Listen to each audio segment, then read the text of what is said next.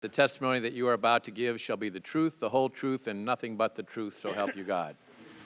I testify today with significant regret, recognizing that my texts have created confusion and caused pain for people I love. Not once in my 26 years of defending our nation did my personal opinions impact any official action I took. Between July 31st and August 8th, how many interviews did you conduct related to the alleged collusion between Russia and the Trump campaign? Congressman, as you know, counsel for the FBI, based on the special counsel's equities, has instructed me not to answer questions about the ongoing investigation. I'm asking for a into number. Russian attempts to interfere. You are under subpoena and are required to answer the question.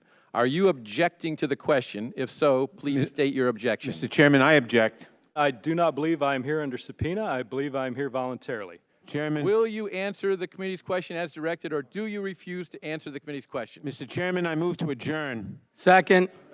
You're not recognized for that purpose, and you will be subject to recall to allow the committee to consider proceeding with a contempt citation. Your testimony is Bob Mueller did not kick you off because of the content of your text. He kicked you off because of some appearance that he was worried about. I'm stating to you, it is not my understanding that he kicked me off because of any bias, that it was done based on the appearance. If you want to represent what you said accurately, I'm happy to answer that question, but I don't appreciate what was originally said being changed. I don't give a damn what you appreciate, Agent Strzok. I don't appreciate having an FBI agent with an unprecedented level of animus working on 2 major investigations during 2016. To suggest somehow that we can parse down the words of shorthand textual conversations like there's some contract for a car is simply not consistent with my or most people's use of text messaging. I can assure you, Mr. Chairman, at no time in any of these texts did those personal beliefs ever enter into the realm of any action I took. And the proposition that that is going on, that it might occur anywhere in the FBI, deeply corrodes what the FBI is in American society, the effectiveness of their mission, and it is deeply destructive. I'm going to just go to a date and then ask you to read your own words. March 4th, 2016. You want me to read this? Yes, please. Yes, sir. OMG, he's an idiot. October 20th, 2016. I can't pull away what the, and I defer to the chairman whether You or can not just he'd use like me to one use letter if you profanity. don't mind. Why the F, what the F happened to our country, Lise? Okay, read it again that way. Sir, did you not, was No, it I not just wanted to intelligible? hear it You one just more want to time. hear it for Yeah. me to repeat it? Please. Okay, sir. Sure. Happy to indulge you. You have come in here and said, I had no bias. And you do it with a straight face. And I watched you in the private testimony you gave. And I told some of the other guys, he is really good. He's lying. He knows, we know he's lying. And he could probably pass a polygraph. It's amazing. Mr. Chairman.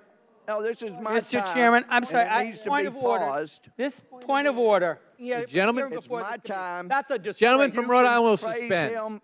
No, the disgrace Mr. is what this man has done. The to gentleman our from justice Texas will system. suspend for a moment. There is the disgrace. And it won't be recaptured anytime soon because of the damage you've done to the justice system. And I've talked to FBI agents around the country. You've embarrassed them. You've embarrassed yourself. And I can't help but wonder when I see you looking there with a little smirk, how many times did you look so innocent into your wife's eye and lie to her about Lisa? Mr. Chairman, this is outrageous. Credibility of a witness Shame is on you, always Mr. an Chairman. issue. Mr. and you Chairman, please, there's have no not- Mr. Chairman, this is intolerable harassment of the witness. What is wrong with that? You need your medication. I have always told the truth.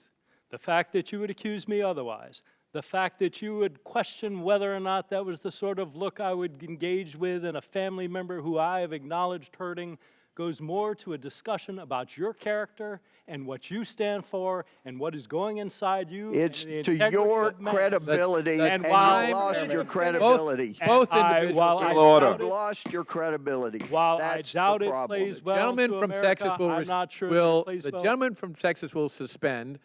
This hearing is a kangaroo court. It is a 3-ring circus. You've been out of control since you've been on this committee. Why don't you leave it alone? This is not Benghazi. I cannot express to you my love of the FBI enough. The men and women who make up that workforce, their ethics, their integrity are unmatched anywhere in the world. And I think that's important, one, because it is who we are. Two, that none of them would accept any of the behaviors that are being alleged any more than I would accept it in him. And three, this entire exercise comes at a cost. We are doing things that are going to, in the future, tear down the underpinnings of what represent law and order in this country.